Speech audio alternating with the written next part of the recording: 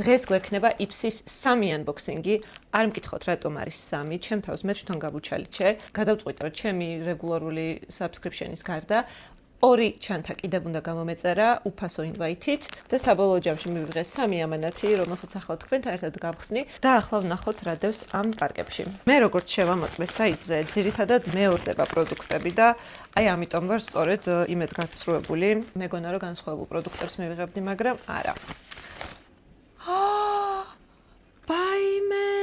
შიგნით და სახის ნიღაბი და მე მაკრატლით გავჭერი. ამას ამაღამვე გამოვიყენებ, სახეს დავიბან და მერე. ესეც ამ ნიღბის ნაწილი. ძალიან საყვარელი მარგალიტის დეტალი აქვს. ვაუ! გვაქვს ასეთი თმის სპრეი.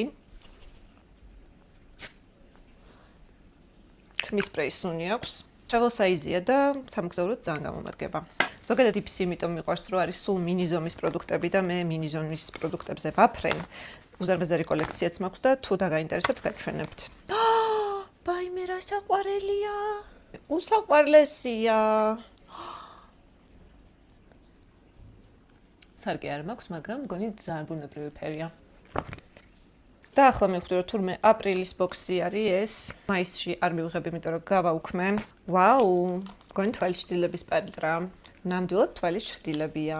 აი ასეთი ნუდ ფერები, რასაც მე ისედაც ყოველდღე ვიყენებ. ცოტა ფხვიერია და არც ისე პიგმენტურს გავს. ეს არის მბზინავი. თუმცა ეს ფერები საკმაოდ პიგმენტურია, მაგრამ აი რაღაცნაირი ის აქვს fallouts ეძახიან ხოლმე. ქართულად არ ვიცი როგორ თქვა. მოკლედ ასეთია. და ამ ჩანთაში ბოლო პროდუქტი არის Milky Cleanser-ი. ძალიან ბევრი რამე შეიცავს და არის ასეთი, არც ისე პატარა ზომა, მგონი რამდენჯერმე გამოვიყენებ და ესეც კარგია.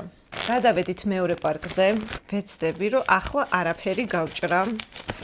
აქაც იგივე ნიღაბი აღონდა, ამჯერად არ გამიჭრია და ამას შევინახავ. თვალიშtildeების პალიტრა არის აქაც, მაგრამ არის სხვა ბრენდის და იგივე არ ამომსვლია.